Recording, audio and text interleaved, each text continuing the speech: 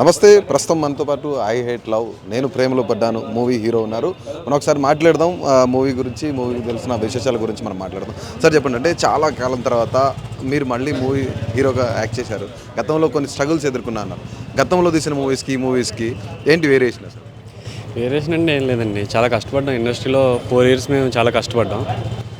తిరగడం, ఆడిషన్కి వెళ్ళడం, నువ్వు సెలెక్ట్ అయ్యి ఉండడం, మళ్ళీ 4 రోజులు పోయి ఫోన్ ఎత్తకపోవడం, ఫోన్ చేసిన దానికి పేమెంట్లు రాకపోవడం, ఇవన్నీ చిరాకు వచ్చి మా రూమ్ నెట్లు మేమే కట్టుకుని తిండి తిప్పలేక చాలా కష్టపడ్డాం.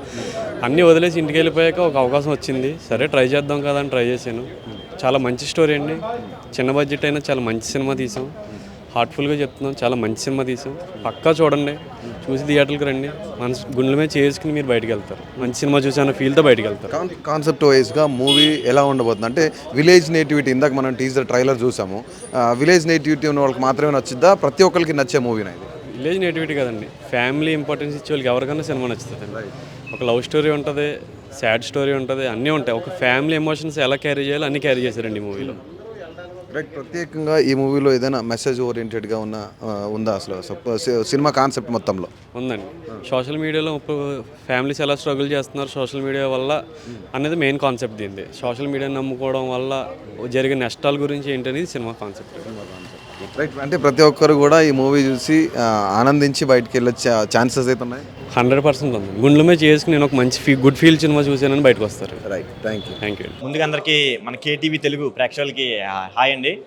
ఐ హేట్ లవ్, నేను ప్రేమలో పడ్డాను. నిజంగా చాలామంది కూడా అంటే లవ్ని లవ్ చేస్తారు కానీ హేట్ చేయరు కదా. కానీ ఒక టైం వస్తే మాత్రం హేట్ చేయాల్సి వస్తుంది, తప్పదు. సో ఈ మంచి కంటెంట్ అనేది ఒక కొత్త టైటిల్తో రాబోతుందన్నమాట. విత్ మా అమలాపురం బ్యాక్డ్రాప్లో లొకేషన్లు అవి చాలా బాగుంటాయి కదా. సో దీనిలో మంచి కంటెంట్ ఉందండి. చిన్న సినిమా పెద్ద సినిమా పక్కన పెడితే కంటెంట్ ఉన్న సినిమాలే ఈరోజు ఆడుతున్నాయి, మనం చూసాం కదా. సో ఇది కూడా కంటెంట్ ఉన్న సినిమా. ఈ February 16న మరి థియేటర్లోకి వస్తుంది, వరల్డ్ వైడ్ రిలీజ్ అవుతుందండి.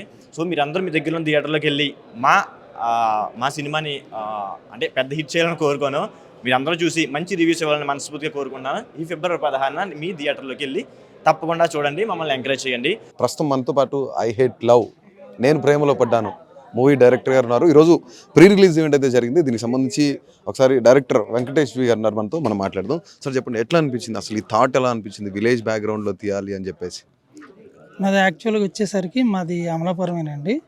అక్కడున్న ప్రతి ఎమోషన్స్ కూడా నేను పుట్టి పెరిగాను అక్కడే.